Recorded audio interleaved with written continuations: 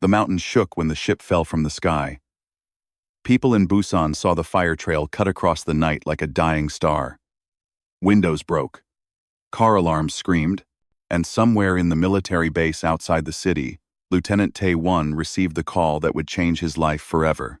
He gathered his team in 15 minutes. Yuna, the medic, checked her supplies twice. Dae-sung, the engineer, loaded his scanning equipment. Hana, the weapons expert, carried enough firepower to start a small war. They flew toward the mountains in a helicopter, watching smoke rise from the crash site like a black finger pointing at the stars. "What do you think it is?" Yuna asked. Her voice was calm, but her hands gripped her medical bag too tight. Tae-won did not answer. He had seen the footage from the satellites. The object was not a meteor. It was not a plane. It was something else. Something that should not exist. The crash site was a wound in the earth. Trees had been pushed flat for half a kilometer. The ground was burned black. And in the center of the destruction sat a ship, unlike anything humans had ever built. It was silver and gold, shaped like a curved blade, and it was huge, at least 300 meters long. Tae-won's team approached slowly. Their weapons were raised. Their hearts were beating fast. The ship's hull had cracked open in several places, and strange smoke poured out. It smelled like flowers and burning metal. "Life signs," Dae-sung whispered, looking at his scanner. "Many of them, but most are fading. Unheaven stable designed. Rubel scene 1.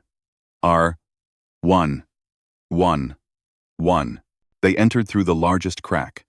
Inside, the ship was dark and filled with bodies. The creatures were tall, much taller than humans. Their skin was blue, like the deep ocean.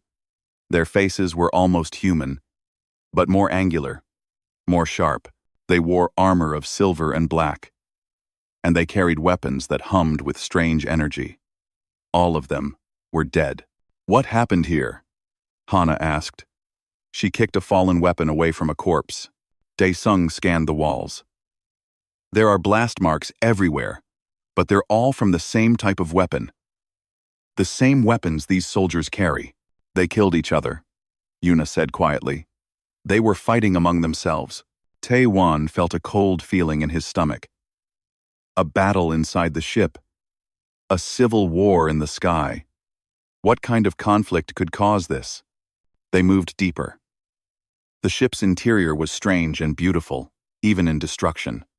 The walls had patterns that seemed to move when Tae-won was not looking directly at them. The floor was soft under his boots. Lights flickered in colors he had no names for. Then they heard it. A sound. Breathing. Someone was alive. Tae-won signaled his team to follow. They walked through a corridor filled with fallen soldiers and entered a large chamber. It looked like a throne room. The ceiling was high, covered in crystals that cast rainbow light even in the darkness. Tapestries hung on the walls, showing images of wars and celebrations and beings that looked like gods. And on the floor, near a throne made of silver, lay a figure. She was female. Tae-won knew this somehow, even though she was alien. Her skin was blue like the others, but lighter, like the morning sky. Her hair was white and long, spread around her head like a halo. Her eyes, when they opened, were silver, pure silver, with no pupils, no whites, just endless silver that seemed to contain stars. She wore armor, not the simple armor of the soldiers, but something greater. It was gold and white, covered in symbols that seemed to glow with inner light, even damaged, even covered in blood. It was the most beautiful thing Tae-won had ever seen. The alien woman looked at them. She did not show fear. She showed something else. Surprise. And maybe, just maybe, a small amount of hope. "Humans," she said. Her voice was deep and musical. She spoke Korean perfectly, though Tae-won could not understand how. "I did not expect to find humans here." Yuna moved forward immediately. She's injured. Badly. Let me help. The alien woman laughed. It was a sad sound. Your medicine cannot help me. Little one. My wounds are beyond your science. Let us try, Taewon said. He lowered his weapon and stepped closer. Who are you? What happened here? The woman studied him for a long moment. Her silver eyes seemed to look through him, into him, reading something in his soul that even he did not know was there. I am Vera, she said finally. Queen of the Sylvan Dominion, ruler of 40 star systems, commander of 10,000 ships. She paused, and her voice became bitter. Or I was, until my cousin decided he wanted my throne more than he wanted family. Your cousin did this? Hana asked. Korath. Vera spoke the name like a curse. He has been planning this for years. He turned half my guard against me. He attacked during our journey through this sector. I thought I could escape, reach loyal forces in the outer systems. But his ships were faster than I expected. She tried to sit up and failed. Yuna was beside her in an instant, gentle hands checking wounds. The damage is internal, Vera continued. My armor took most of the attacks, but some got through. I am dying, human. Slowly, but certainly. No, Taewon said. The word surprised him. He did not know why he said it, but he knew, deep in his bones, that he could not let this woman die. We have doctors, scientists, technology you might not know about. Let us help you. Vera's silver eyes studied him again. Why would you help me? You do not know me. You owe me nothing. I am a stranger from the stars, and my enemies will come looking for me. Anyone who shelters me will face their anger. Taewon thought about this. He thought about the risk. He thought about his country, his people, his world. He thought about what might happen if he brought this alien queen to safety. Then he thought about what might happen if he did not. Because it's the right thing to do, he said simply. And because my people have a long history of helping those who need it, even when it's dangerous, even when it's stupid, we help. Anyway, Vera was quiet for a long time. You are either very brave or very foolish, human. Probably both, Taewon admitted. I like that. Vera reached out her hand. It was slim and long, with fingers that had too many joints. But when Taewon took it, her grip was strong. Very well, Lieutenant Taewon of Earth. I accept your offer. Save my life, and I will owe you a debt. A debt that a queen always repays. Taewon nodded and turned to his team. Call for extraction. Tell them we're bringing a guest. A very important guest. As they carried the alien queen out of her dying ship, Taewon looked up at the stars. Somewhere out there, enemies were coming. A war was approaching, and Earth, tiny Earth, was about to become part of something much, much bigger. He should have been afraid. Instead, he felt something else. Something strange. He felt ready. The secret military base was hidden underground, beneath a mountain that most maps said did not exist. Taewon had been here many times before, but he had never brought an alien queen. Vera lay on a medical bed surrounded by machines that beeped and hummed. Human doctors stood around her, looking confused and amazed. Her biology was similar to humans in some ways, different in others. Her blood was purple. Her heart was in the center of her chest, not the left. She had 2 extra organs that no one could identify, but Yuna worked without fear. She studied the alien body with careful eyes and steady hands. She asked Vera questions about Sylvan medicine.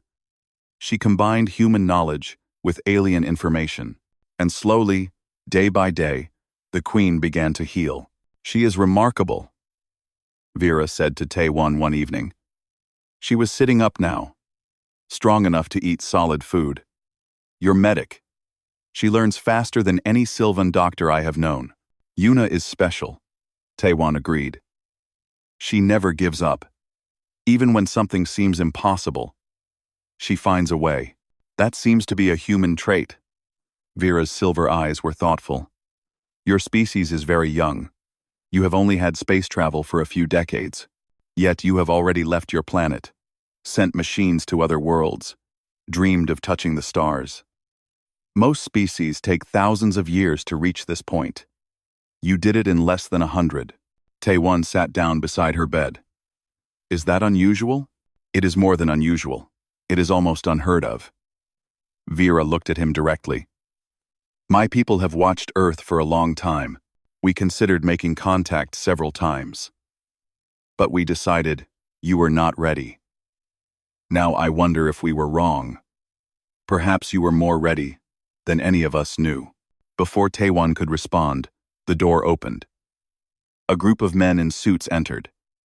They were government officials from several countries. Their faces were serious. Queen Vera, said the lead official, a man with gray hair and cold eyes. We need to discuss your situation. The meeting lasted for hours. The officials asked many questions. Where was Vera from? What did her people want? Why was she here? What would happen when her enemies arrived? Vera answered everything honestly. She explained the Sylvan Dominion, an empire that had existed for 10,000 years. She described her cousin Korath, who had betrayed her out of jealousy and ambition. She spoke about the fleet that was certainly already on its way to Earth. How long do we have? Asked a woman from China. 6 months, Vera said. Perhaps less. Korath will not wait. He knows that the longer I live, the more dangerous I become. He will send a fleet to destroy this planet and everyone on it, just to make sure I am dead. The room became very quiet. Can we fight them? Asked a general from America. No. Vera's voice was gentle, but firm. Your weapons are advanced for a young species. But against Sylvan warships, they would be like throwing stones at tanks. You would die bravely, but you would die. Then what do you suggest? Taewon asked. Vera looked at him. Then she looked at everyone in the room. When she spoke, her voice was the voice of a queen. Strong, certain, full of power. I suggest an alliance. She explained her plan. She still had loyal forces scattered across the Dominion. Generals who refused to follow Korath. Nobles who remembered their oaths. Soldiers who loved their true queen. If she could reach them, if she could unite them, she could fight back. But she needed help. She needed ships to escape Earth. She needed warriors to protect her. She needed minds that could think in ways Sylvan minds could not. In exchange, Vera continued, I offer you everything. Technology that will advance your civilization by 1,000 years. Medicine that will cure diseases you have no names for. Weapons that will make your planet unconquerable. And most importantly, a place in the galaxy. Recognition. Respect. A seat at the table, where the great powers make decisions. The officials looked at each other. They whispered. They argued. This is too dangerous, said one. This is too good to be true, said another. She is lying to us, said a third. Taewon stood up. He did not have the authority to speak in this meeting. He was just a lieutenant. But he spoke anyway. She is not lying, he said. I have seen her eyes when she talks about her people. I have seen her pain. This is real. And if we do not help her, we will all die anyway. Korath will come. He will destroy us. Not because we did anything wrong, but because we were in the way. That is the kind of enemy he is. The room was silent. What do you propose? Asked the gray-haired official. Taewon took a deep breath. Send me. Send my team. We will go with Queen Vera. We will help her reach her loyal forces. We will fight beside her. And if we succeed, Earth will have an ally among the stars. If we fail, he shrugged. Then we were going to die anyway. More silence, more looks, more whispers. Finally, The officials agreed. It was a small team. Just 5 humans. Not enough to start a war, but maybe enough to start a revolution. The next few weeks were filled with preparation. Daesung learned everything he could about Sylvan technology. Hana trained with alien weapons. Yuna studied Sylvan biology. And a new member joined the team, a linguist named Jisoo, who had been working on the Sylvan language since the crash. "You are all very brave," Vera told them the night before departure. Or, "very stupid. I have not decided which." "Why not both?" Yuna said with a small smile. Vera laughed. Then her face became serious. She held out her hand. In it were 5 small objects that looked like silver seeds. "These are neural implants," she explained. "They will allow you to interface with Sylvan technology, to understand our language without translation, to see things as we see them. But I must warn you, the process is painful, and there is a small chance your brains will reject them." "How small?" Daesung asked. 1 in 20. The team looked at each other. Then, one by one, they each took an implant and placed it against their temples. The silver seeds melted into their skin. Pain exploded through their heads. It felt like fire and ice and lightning all at once. When it was over, Taewon opened his eyes. The world looked the same, but different. He could see things he had not seen before. Patterns in the air. Energy flowing through machines. The faint glow of life around his teammates. "Welcome to the galaxy," Vera said. Her voice sounded clearer now. Richer. More real. "I hope you survive it." That night, they boarded a stolen Sylvan scout ship. It was small and fast, designed for missions exactly like this. As Earth grew smaller in the window, Taewon felt something strange in his chest.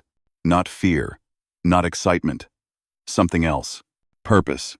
For the first time in his life, he knew exactly what he was meant to do. He was meant to be here. In this ship. With these people. Flying toward the stars. "Ready?" Vera asked. Taewon looked at his team. Yuna nodded. Daesung grinned. Hana cracked her knuckles. Jisoo took a deep breath and smiled. "Ready," Taewon said. The ship jumped into faster-than-light travel, and Earth disappeared. The adventure had begun. Space was bigger than Taewon had ever imagined. He had seen pictures. He had watched videos. But nothing prepared him for the reality of standing at a window and seeing infinity stretch out in every direction. Stars burned in colors he had never known existed. Nebulas painted the darkness with light. Planets spun around distant suns. Each one a world with its own history, its own secrets, its own people. "It's beautiful," Yuna whispered beside him. "It's terrifying," Daesung said, but he was smiling. Vera taught them during the journey. She explained the galaxy, its powers, its dangers. The Sylvan Dominion was one of 7 great empires. There were also trade federations, independent systems, nomad fleets that called no world home. And there was the silence. Regions of space where entire civilizations had simply vanished. No one knew why. No one wanted to find out. "The galaxy is not kind to weak species," Vera warned them. "There are predators out there. Empires that enslave. Corporations that strip planets bare. And things older than any empire. Things that sleep in the dark between stars. You must be careful. Always." "Great," Hana said. Just like home, but with more aliens. After 3 weeks of travel, they reached the Nebula of Tears. It was a vast cloud of purple and gold gas, hiding dozens of star systems within its depths. Here, Vera's loyal general waited. Commander Rock was a giant even by Sylvan standards. Over 2 meters tall, with skin darker than most Sylvans. Almost black. Scars covered his face and arms, evidence of 100 battles.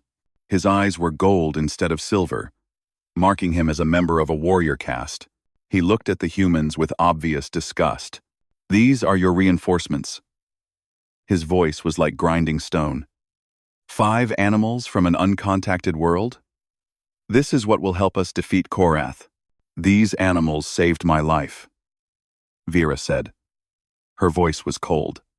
They risked everything to bring me here. You will treat them with respect, Commander. That is an order from your queen. Rock bowed his head. But his eyes never lost their contempt. The rebel fleet was small. Only 50 ships, hidden among the nebula's gas clouds. Compared to Korath's thousands, it was nothing. But Vera did not seem worried. We will grow, she promised. Every day, more ships join us. More soldiers remember their oaths. Korath's grip is not as strong as he believes. We just need to show the Dominion that resistance is possible. The first test came sooner than expected. A supply convoy was traveling through a nearby system. Medical supplies, food, weapons, everything the rebellion needed. But Korath's soldiers were guarding it. A small force, but still dangerous. We cannot take them directly, Rock said, studying the tactical display. They have 3 frigates. We have 1. The mathematics does not favor us. Then change the mathematics, Taewon said. Everyone looked at him. Rock's expression was halfway between anger and amusement. And how do you suggest we do that, human? Taewon explained his plan. It was simple. Almost too simple. And it went against everything Sylvan military tradition taught. That will never work, Rock said flatly. Let him try, Vera said. There was something in her eyes. Something like curiosity. I want to see what humans can do. The plan began with Daesung. He hacked into the enemy ship's communication systems, something Sylvan engineers said was impossible. He created false messages, made it look like reinforcements were coming from the opposite direction. The enemy frigates moved to intercept, leaving the convoy poorly defended. Then Hana led the attack. But it was not a normal attack. Instead of engaging directly, she used the nebula's gas clouds as cover, appearing and disappearing like a ghost. The enemy could not track her, could not predict her movements. Their rigid tactics could not adapt to her chaos. Meanwhile, Yuna had done something no Sylvan had thought to do. She had studied the convoy's crew, learned that many of them were not soldiers, but civilians, forced to work for Korath against their will. When Hana's attacks began, Yuna broadcast a message offering them safety if they surrendered.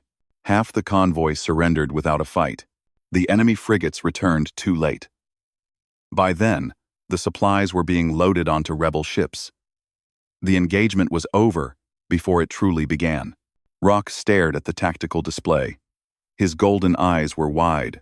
That should not have worked, he said slowly. Every tactic they used violates basic military principles. The hacking, the psychological warfare, the unpredictable movement patterns. We do not fight this way. That's why it worked, Taewon said. You expected us to fight like Sylvans. But we're not Sylvans. We're humans. Rock was silent for a long moment. Then he turned to face Taewon directly. His expression had changed. The contempt was gone, replaced by something that might have been respect. What manner of creatures are you? He asked quietly. Taewon thought about the question. He thought about his people. Their long history of surviving against impossible odds. Their stubborn refusal to accept defeat. Their endless creativity. Their adaptability. Their sheer determination to keep fighting even when everything said they should surrender. We're survivors, he said finally. That's what we are. We come from a world that tried to kill us every single day. Ice ages, plagues, predators, wars, disasters, everything tried to destroy us. And we survived. Every single time. We adapted. We learned. We grew stronger. And now we're here. Rock nodded slowly. I think, he said, that I have underestimated your species. Everyone does, Hana said with a sharp smile. At first, that night, there was a celebration among the rebel fleet. Soldiers who had been losing hope now had reason to believe. The supplies would save lives. The victory, small as it was, proved that Korath could be beaten. Taewon stood apart from the celebration, looking out at the nebula. Vera found him there. "You did well today," she said. "We got lucky. Luck is when preparation meets opportunity. You were prepared." She stood beside him, her silver eyes reflecting the nebula's light. "I was right to trust you. All of you. We're just getting started," Taewon said. "Korath still has 1,000 ships. We have 50. The odds are still against us. Yes." Vera smiled. It was a warrior's smile, fierce and bright. "But for the first time in months, I believe we can win. Because of you. Because of your people. Because humans do not understand the word impossible. We understand it," Taewon said. "We just don't care." Vera laughed. It was a real laugh, full of life and joy. In that moment, she did not look like a queen burdened by war. She looked like a woman who had found hope when she thought all hope was gone. "I like you, Lieutenant Taewon of Earth," she said. "I like you too, Queen Vera of the Sylvan Dominion," he replied. They stood together in silence, watching the stars, preparing for the battles to come. The war was far from over. But for the first time, victory seemed possible. Humanity had taken its first steps among the stars. And the galaxy would never be the same.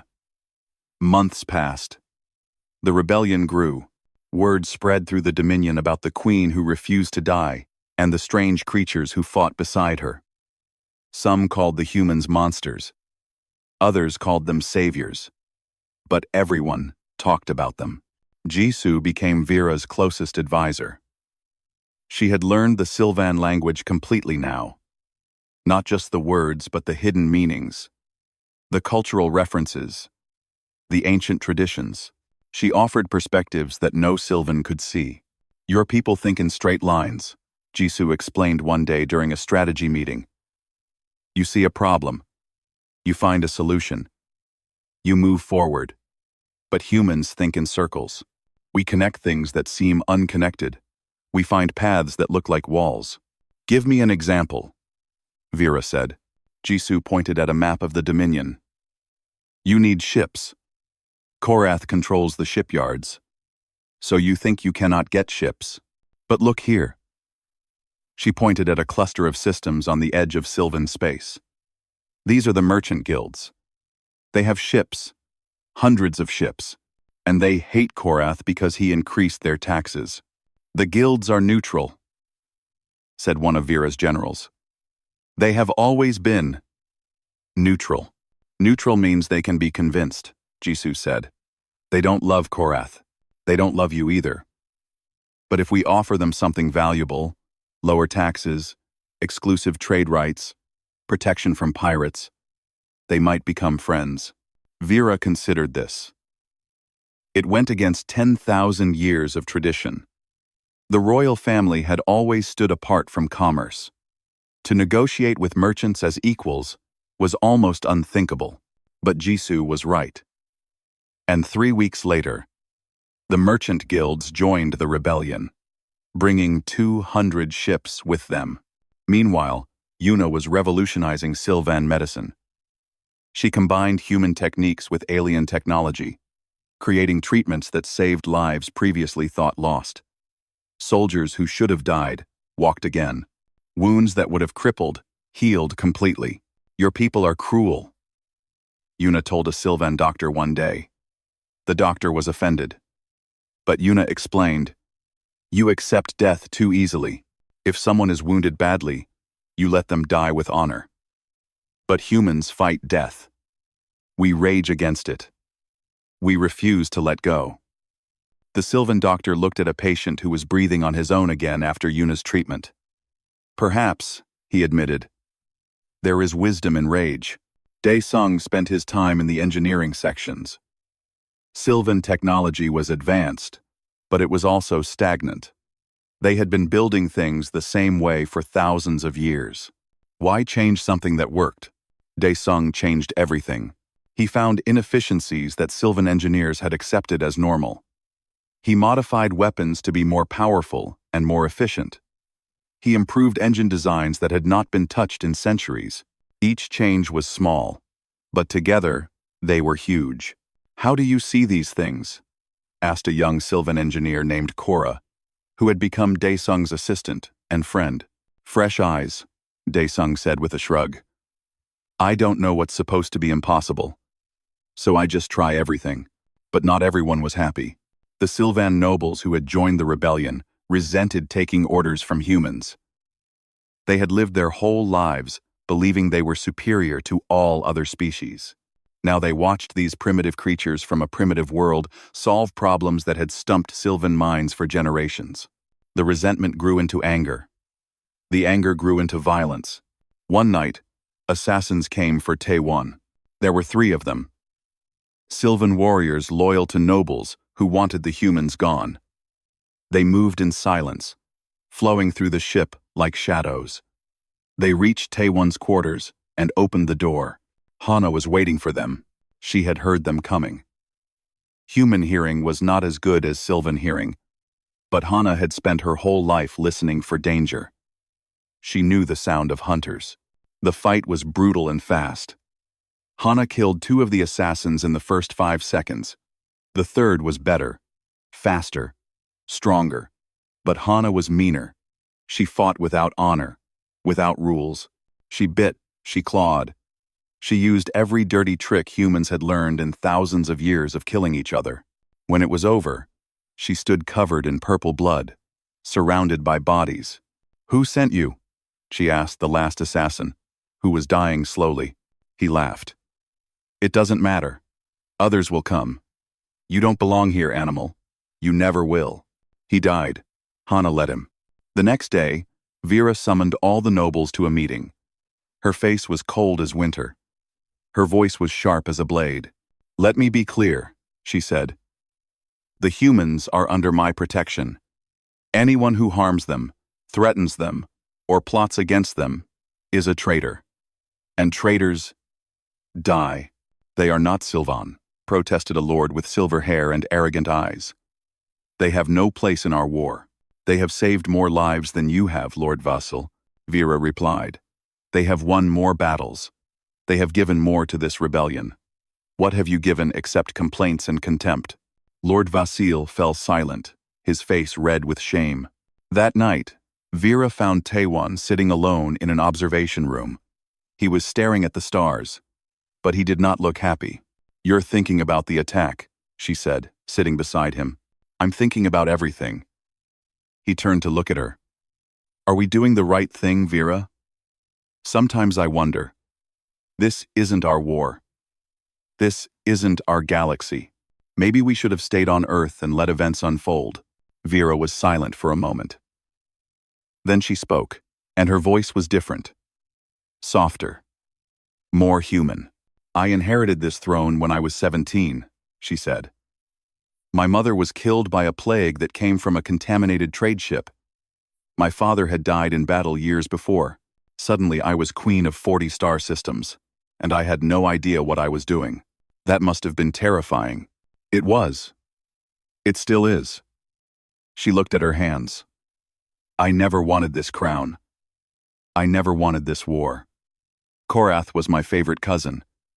We played together as children. I loved him like a brother. And then one day, I looked in his eyes and saw a stranger who wanted me dead." Taewon did not speak. He just listened. "There are nights," Vera continued, "when I want to give up. Let Korath have the throne. Let him destroy everything my family built. At least then, the fighting would stop.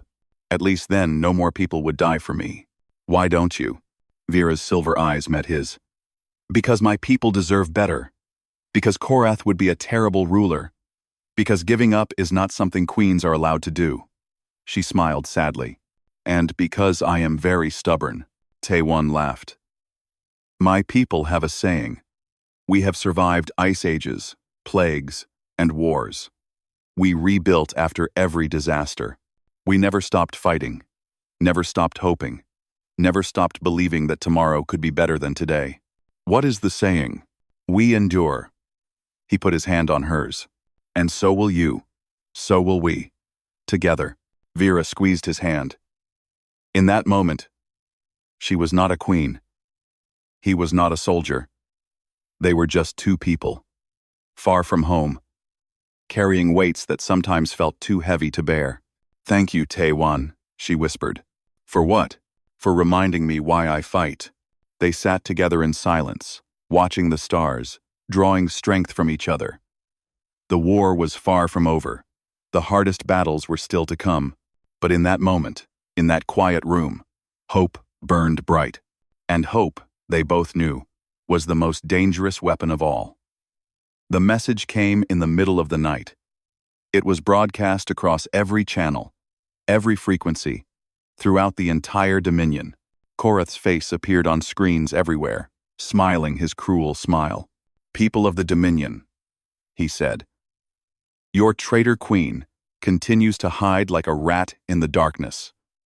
But her time is ending. In 3 days, I will execute her sister, Princess Sola, for crimes against the throne. The execution will be public. All will see what happens to those who oppose me. The message ended. Silence filled the rebel flagship. Vera stood frozen, her face pale. Sola was her younger sister, only 16 years old. She had been captured during the original attack on Vera's ship. Everyone had assumed she was dead. She's alive, Vera whispered. All this time, she's been alive. It's a trap, Commander Rock said immediately. Korath knows you will try to rescue her. He wants you to come. Of course it's a trap. Vera's voice was hollow. But Sola is my sister. I cannot let her die. The generals argued for hours. Some wanted to attempt a rescue. Others said it was suicide. The execution would take place on the Sylvan homeworld, in the heart of Korath's power. The defenses were impossible to breach. The timing was impossible to meet. Everything was impossible. Tae-won listened to the arguments. Then he stood up. We can do it, he said. Everyone stared at him. Rock laughed bitterly. Did you hear nothing, human? The homeworld has 1,000 ships guarding it. Orbital weapons that can destroy entire fleets. Ground forces numbering in the millions. How exactly do you plan to get through all that? We don't. Tae-won walked to the tactical display and began drawing. We don't fight through. We sneak through. Small team. One ship. We disguise ourselves as prisoners being brought to Korath. We get inside the palace. We find Sola. We get out. That is insane, Rock said. Yes. Tae-won smiled. That's why it might work. Korath expects a fleet. He expects an army. He doesn't expect 6 people with a bad plan and no backup. 6 people? The 5 of us and Vera. Anyone else would slow us down. The generals erupted in protest. The queen herself could not go on such a dangerous mission. It was unthinkable. It was madness. But Vera raised her hand, and silence fell. I am going, she said. Her voice allowed no argument. Sola is my sister. If she dies, I will be there. If she lives, I will be there. This is not negotiable. The team prepared in 2 days. There was no time for proper planning. No time for backup plans. They had one chance. And if it failed, they would all die. The night before departure, Jisoo pulled Tae-won aside. Are you sure about this? She asked. Her face was worried. The odds are very bad. The odds have always been bad, Tae-won said. We're humans on a stolen alien ship fighting in a civil war between species we didn't know existed a year ago. Bad odds are normal for us now. The weight in contrasting with every 66th, Jisoo laughed. But there were tears in her eyes. I'm scared. Tae-won. Not of dying. Of failing. Of letting Vera down. of letting Earth down. Taewon hugged her. She was like a little sister to him now, after all they had been through together. "You won't fail," he said. "You never have. And you won't start now." The stolen ship entered the Sylvan home system without being detected. Their disguise was perfect. They looked like a prisoner transport bringing captured rebels for execution. The guards barely glanced at them. The homeworld was beautiful. Blue oceans, green continents, cities of silver and gold that shone in the sunlight. This was the heart of Sylvan civilization. This was what Vera was fighting for. They landed at the palace complex. It was massive, larger than some cities on Earth. Towers reached toward the sky. Gardens stretched for kilometers. And everywhere, soldiers patrolled with weapons ready. "Stay calm," Vera whispered. She wore prisoner clothes, her face hidden by a hood. "Let me do the talking." Getting into the palace was easier than expected. The guards were overconfident.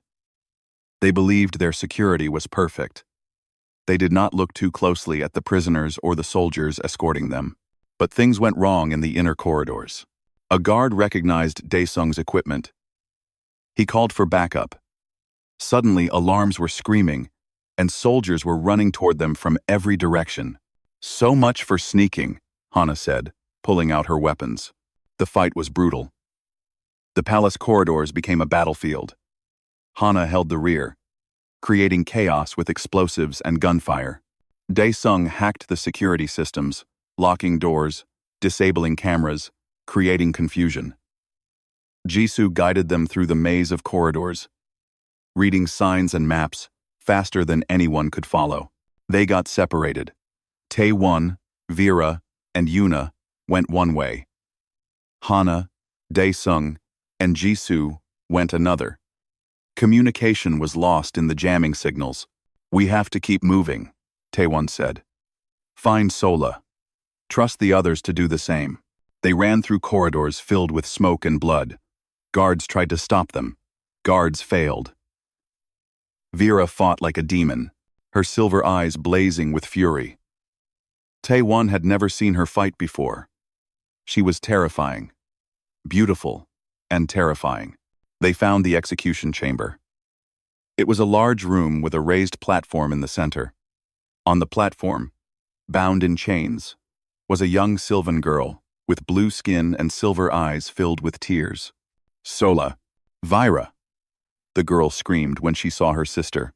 But between them stood 50 soldiers. And behind those soldiers stood a tall Sylvan man in black armor. His face was handsome and cruel. His smile was sharp as a knife. "Korath." "Hello, cousin," he said. "I knew you would come. You were always too sentimental." "Plastane." "Let her go," Vera said. Her voice was ice. "I don't think so. I think I will kill her in front of you. Then I will kill you. And then this tiresome rebellion will finally end."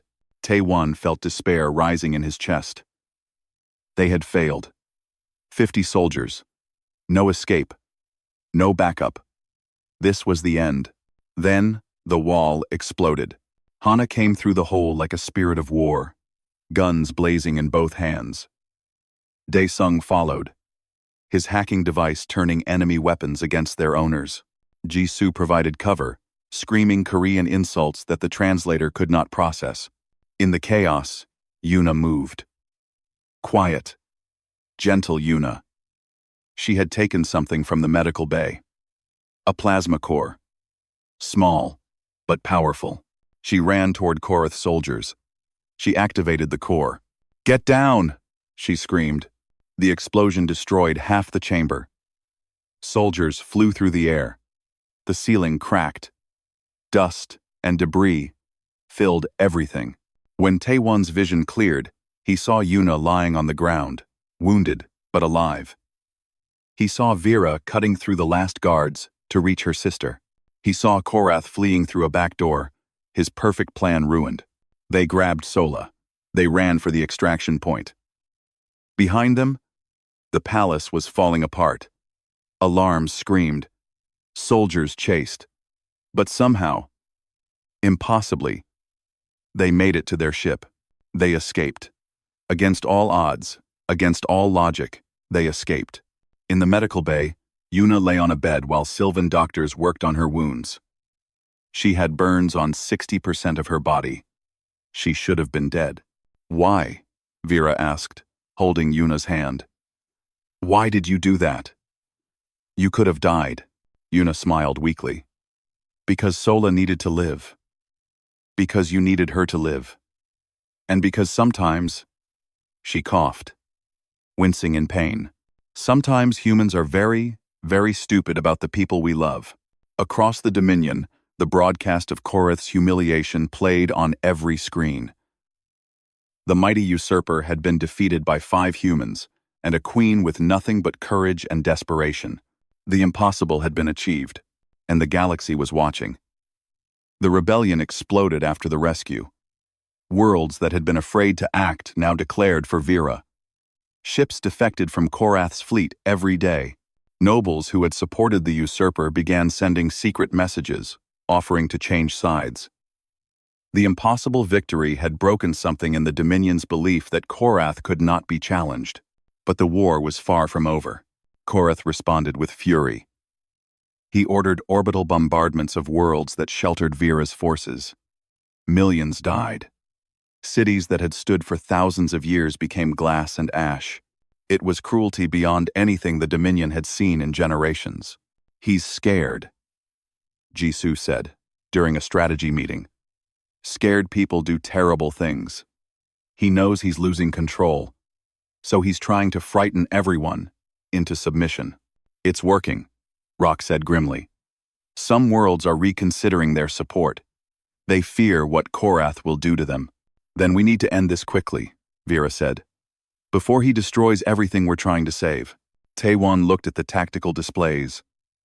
Korath still commanded the largest fleet. He still held the homeworld.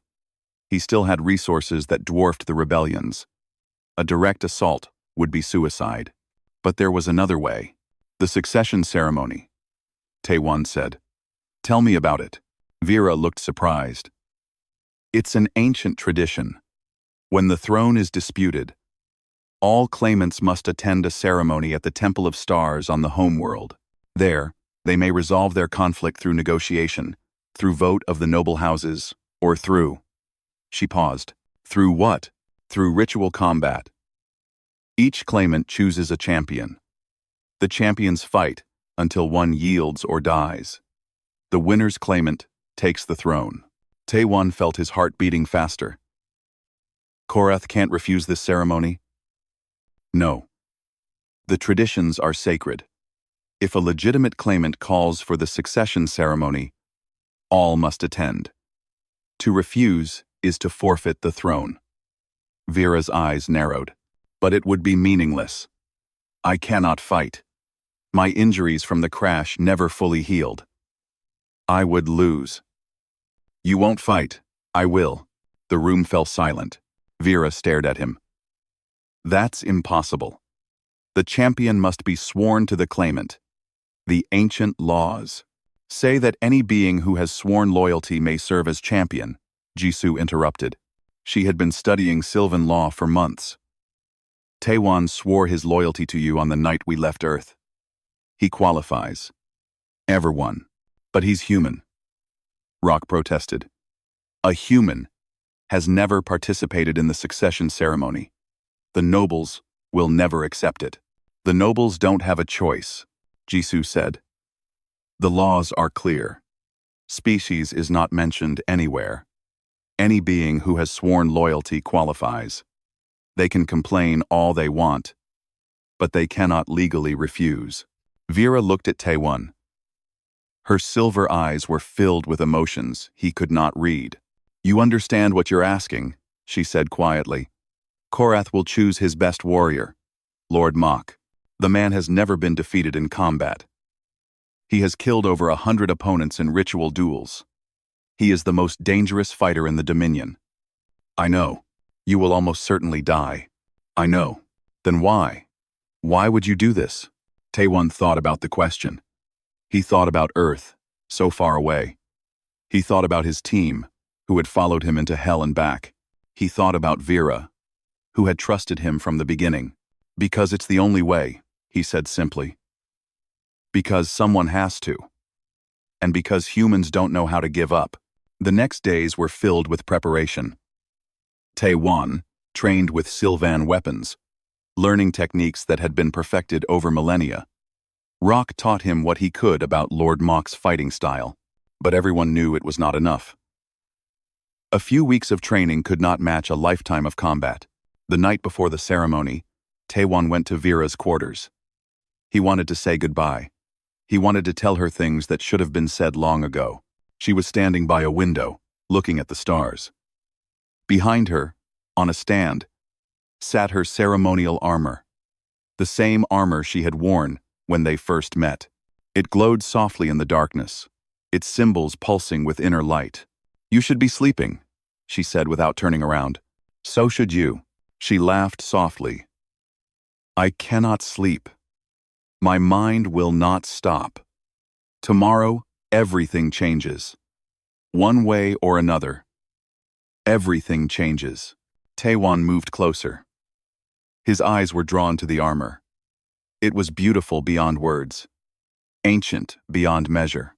He wanted to touch it, to feel its weight, to understand what Vera carried on her shoulders. "May I?" he asked, reaching toward it. Vera turned. For a moment, something flickered across her face.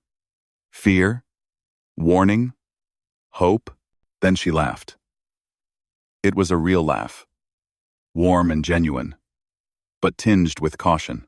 "Be careful, human," she said. "That armor has absorbed the blood of 1,000 battles. It remembers every queen who wore it. Touch it, and it will judge whether you are worthy." Tae-Wan hesitated. His hand was inches from the metal. He could feel heat radiating from it, could see the symbols glowing brighter, as if sensing his presence. "What happens if I'm not worthy? Pain, perhaps death. The armor does not tolerate pretenders." He should have pulled back. Any sensible person would have. But Tae-Wan was human, and humans did not back down from challenges. Humans faced the unknown. It was who they were. He touched the armor. Fire exploded through his body.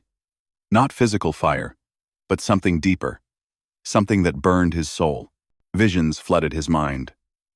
He saw centuries of Sylvan history compressed into seconds. Wars that consumed galaxies. Peace that lasted millennia. Queens who ruled with wisdom, and queens who ruled with cruelty. He saw Vera's mother, young and strong, wearing the same armor into battle. He saw Vera as a child, crying at her mother's funeral. He saw Vera's coronation, her doubts, her fears, her desperate determination to be worthy of her crown. He saw everything she was, everything she had been, everything she hoped to become. The pain reached a peak that should have killed him. His heart stopped. His vision went black. He was dying. He was dead. And then, suddenly, it stopped. Tae-Wan opened his eyes. He was on his knees, tears streaming down his face. Vera knelt beside him, her hands on his shoulders, her silver eyes wide with shock. "That's impossible," she whispered. "No non-Sylvan has ever survived the armor's judgment. In 10,000 years, not one." "I understand now," Tae-Wan said. His voice was hoarse, broken. "I understand why you fight. I understand what the crown really means.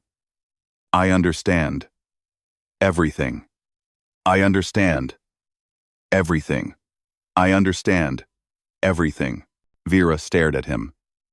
Then, slowly, she reached out and cupped his face in her hands. Her touch was gentle, her skin cool against his burning cheeks. "The armor has judged you, Tae-Wan of Earth," she said. Her voice trembled with emotion.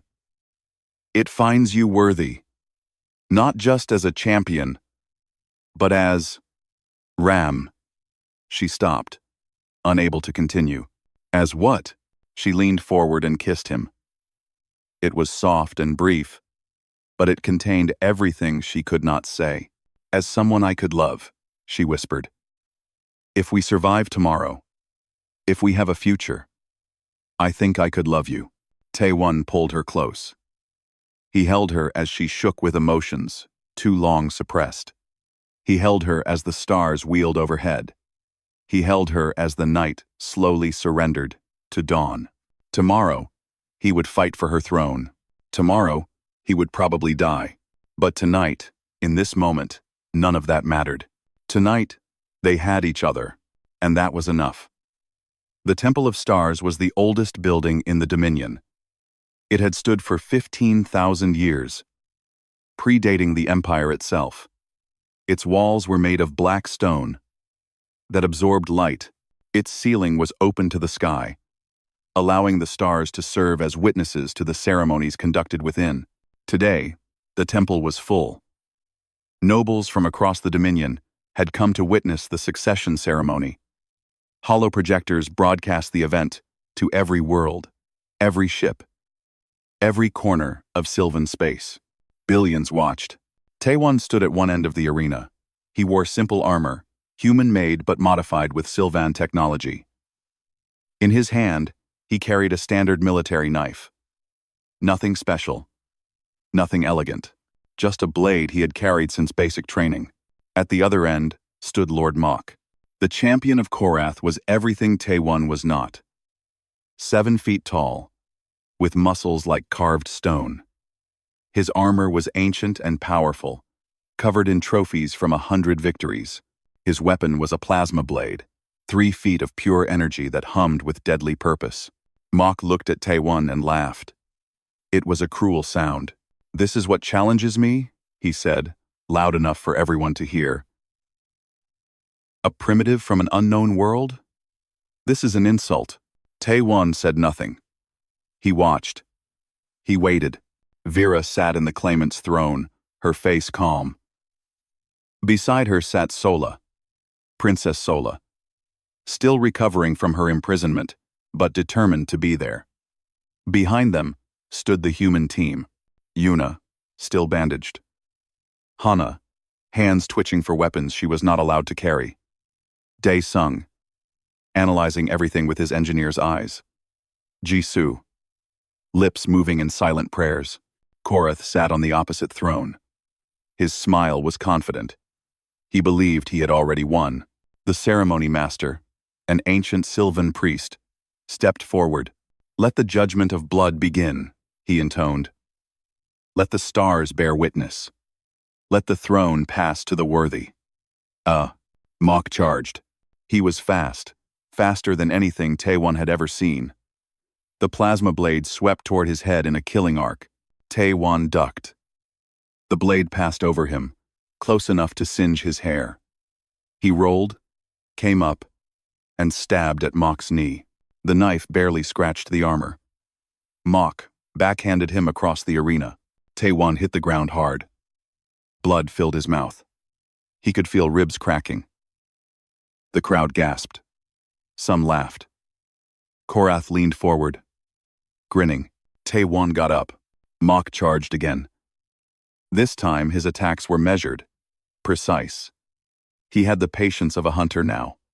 He knew his prey was weak. There was no need to rush. The plasma blade cut Taewon's arm, his leg, his side. Each wound was painful, but not fatal. Mok was playing with him, enjoying himself. "Stay down," Mok said.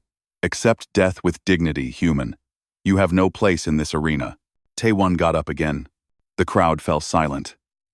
This was not normal. Sylvan warriors knew when they were beaten. They fell when they could no longer rise. But this human kept rising, again and again. His body was broken. His armor was cracked. Blood covered half his face, but he kept getting up. "What are you?" Mok asked. There was confusion in his voice now. Maybe fear. "Human," Taewon said through bloody teeth. He attacked. It was not a technique any Sylvan had ever seen. It was dirty, wild, desperate. He bit Mok's hand when the giant grabbed him. He threw dust in Mok's eyes. He used his broken body as a weapon, ramming into Mok's knees, his stomach, anywhere that might hurt. Mok was stronger. Mok was faster. Mok was better. But Taewon was human. And humans had survived ice ages. They survived because pain was just information. They survived because giving up was not in their nature. The fight continued. Minutes turned into hours. Or maybe it just felt that way. Taewon lost count of how many times he fell. Lost count of how many wounds he took. Lost count of everything, except one simple truth. Get up. Keep fighting. Get up. Keep fighting. Mok was growing frustrated. His precise attacks became wild. His calm confidence became angry desperation. He could not understand this creature that refused to die. Nothing in his training had prepared him for this. Die! Mok screamed, swinging his blade in a massive arc. Taewon dodged. Not by much. Just enough. The blade passed him, and for one moment, Mok was off balance. Taewon's knife found the gap in his armor. It slid between the plates, into the flesh beneath. Not a killing blow. Not even a serious wound. But blood flowed. Purple blood, staining the ancient stones. Mok stumbled back, shocked. He had been touched. Him, the undefeated champion, by a human with a knife. The crowd erupted. This was impossible. This was unreal. This was history. Mok roared and charged again. But something had changed. His movements were slightly slower. His attacks slightly wilder. The doubt had entered his mind. Taewon used it. He fought like a demon. He fought like a human. He used every trick, every technique, every desperate measure his species had developed in thousands of years of warfare. He headbutted. He threw dirt. He screamed in Korean to confuse his opponent. And slowly, impossibly, he began to land more hits. Mok's armor cracked. Mok's blade slowed. Mok's confidence shattered. The final moment came without warning. Mok swung high. Taewon ducked low. The knife found another gap. This time, deeper. Mok fell. The giant crashed to the ground, blood pooling beneath him. He was not dead, but he could not rise. His eyes stared at the stars, filled with disbelief. Taewon stood over him, swaying. His vision was fading. His body was broken in a dozen places. He should have been dead hours ago, but he was standing. Yield, he croaked. Mok closed his eyes. I yield. The crowd exploded. Not just the rebels, but everyone. They had witnessed the impossible. A human, a primitive creature from an unknown world, had defeated the greatest warrior in the Dominion. But it was not over. Korath stood from his throne. His face was twisted with rage. He drew his own blade and charged toward Taewon. No, he screamed. I will not lose to a human. I will not. It was against every law, every tradition. The ritual was over. The judgment had been made. But Korath did not care. He had lost everything, and all that remained was hatred. Vera moved. She was across the arena before anyone could react. Her own blade, hidden beneath her robes, met Korath's in a shower of sparks. For one moment, cousin faced cousin. Queen faced usurper. You lose, Vera said.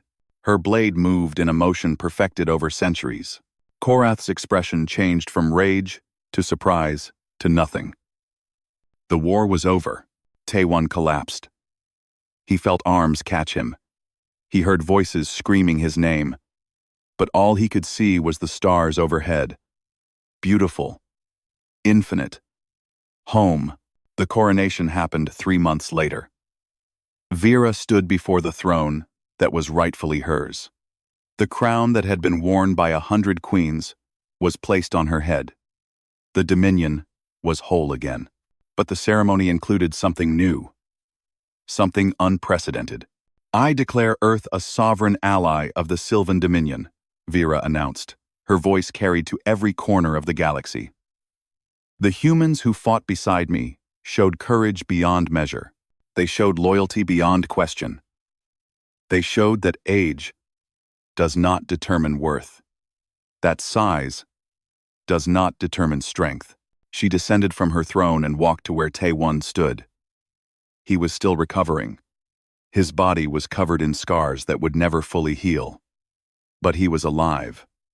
That alone was a miracle. Beside him stood his team. Yuna, smiling despite her own scars. Hana, standing proud in her new formal uniform. Dae-sung, already mentally designing improvements to everything around him. Jisoo, tears of joy running down her face. And behind them, watching through screens across Earth, were billions of humans seeing their future for the first time. The galaxy measures worth in years and territory and military might, Vera continued. But I have learned a new measure. Courage. Loyalty. The fire that burns not in the body, but in the soul. She offered Tae-won her hand, not as queen to subject, but as equal to equal. Humanity is young, but age is no measure of greatness. The brightest flames often burn in the smallest vessels. Tae-won took her hand and rose. He looked at the stars. His stars now. They had come so far. A year ago, they had not even known alien life existed. Now they stood as allies of an empire that spanned 40 star systems. Now, they had a seat at the table. Now they were part of something bigger than themselves. It was terrifying. It was exciting. It was the beginning of a new age. Vera squeezed his hand. He looked at her silver eyes, at her gentle smile. Ready for what comes next? She asked. Tae-won thought about all the challenges ahead. The rebuilding, the diplomacy, the dangers still lurking in the darkness between stars. Earth would need to change, grow, adapt. It would not be easy. Nothing worth doing ever was. But humans were good at hard things. They always had been. Ready, he said. And they walked forward together, into the light of a billion suns, toward a future no one had imagined was possible. The galaxy would never be the same. But then again, neither would humanity. And that, Tae-won thought, was exactly the point. The end.